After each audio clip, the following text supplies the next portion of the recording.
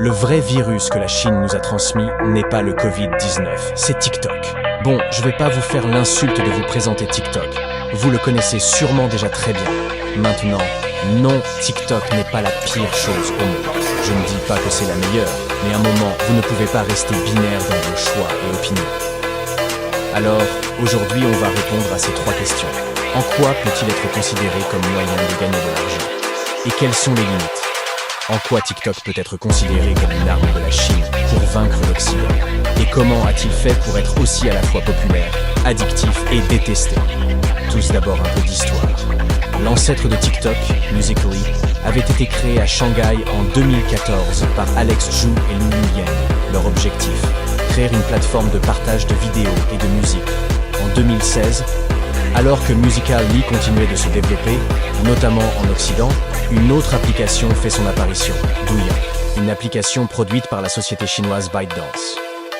Mais TikTok n'a pas tout de suite eu le succès escompté puisque Musical.ly était déjà bien en place aux États-Unis et en Europe. Donc, quelques temps après, ByteDance décide d'acheter Musical.ly et de fusionner l'application avec TikTok. Voilà comment TikTok s'est imposé à nous. Mais le véritable succès de TikTok est arrivé avec le confinement. Les gens étaient enfermés chez eux et ils ont téléchargé une appli légère, drôle, facile d'utilisation et proposant du contenu à l'infini, tel de bons consommateurs. TikTok est le meilleur moyen actuellement pour se faire connaître et gagner un maximum de visibilité. En effet, si votre objectif est de montrer au plus grand nombre vos créations, c'est sur TikTok qu'il faut travailler. Maintenant, si vous souhaitez créer une fanbase à transformer en client, fuyez TikTok. Les gens swipent à la seconde. Vous n'êtes qu'une vidéo parmi des milliards possibles. Leur cerveau ne répond plus qu'à des simuli, et si vous ne leur provoquez pas assez de dopamine, ils vont swipe et vous oublier. Cependant, on peut noter une tentative de TikTok pour limiter les dégâts de l'utilisation de la plateforme sur la santé mentale des utilisateurs. TikTok a mis en place une option de temps d'écran qui bloque le défilement automatique au bout d'un certain temps. De plus, il existe maintenant des alarmes pour les enfants qui passent plus de 100 minutes sur la plateforme par jour. Et je vous vois venir.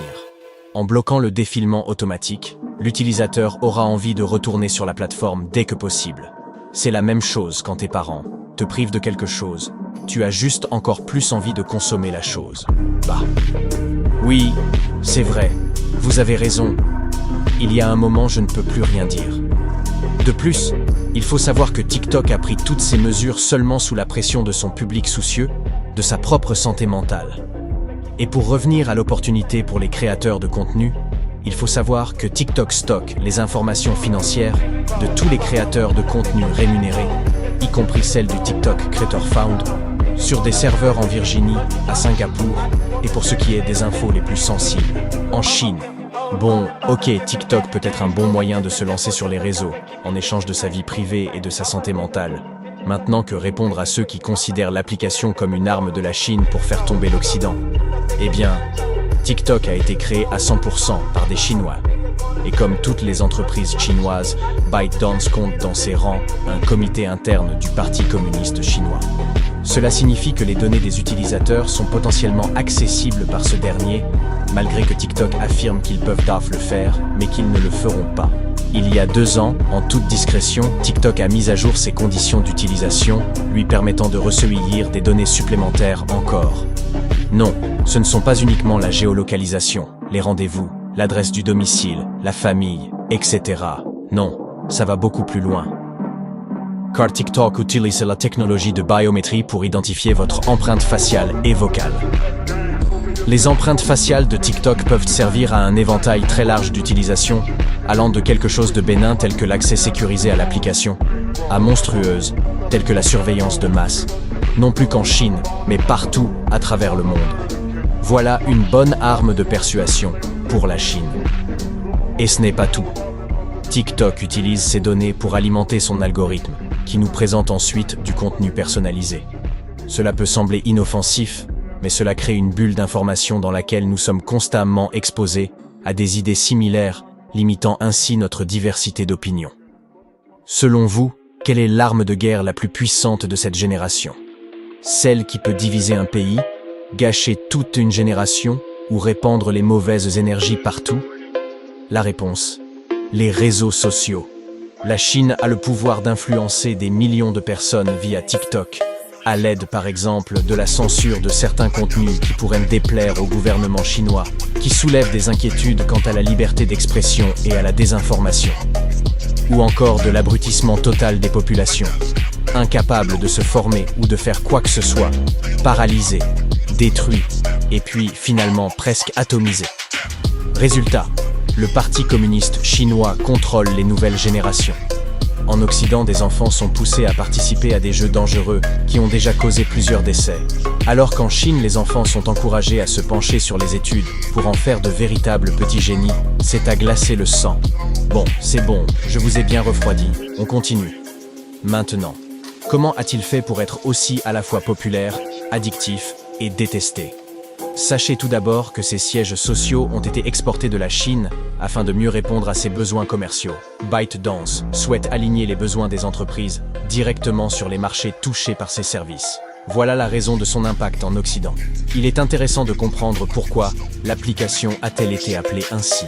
TikTok fait référence à la fuite du temps, avec le bruit des secondes qui défilent discrètement. Comme vous le savez, TikTok a été faite pour vous faire gaspiller votre temps, pour vous anesthésier le cerveau. Circuit, dopamine et tout. Vous connaissez déjà. Maintenant, il n'y a pas que ça. Votre mémoire est altérée également. Votre temps d'attention bousillé. Le concept est que vous l'utilisiez un maximum, au point que vous ne sentiez même plus les secondes passer. Son atout, des vidéos à l'infini, courtes et non barbantes, des contenus entièrement personnalisés pour chaque utilisateur, grâce à toutes les infos collectées sur vous par l'algo le plus puissant de tous les réseaux sociaux. Cela génère un renforcement intermittent de dépendance via la dopamine, sans compter les problèmes de développement socio-émotionnel et l'exposition à du contenu parfois inapproprié des utilisateurs, ainsi qu'aux problèmes de santé liés à la vision. Oui, bon, ça va, on a compris pourquoi. Est-ce que nous, les gens du développement personnel, on déteste TikTok? Tu te rabâches là. Mais non, allons encore plus loin.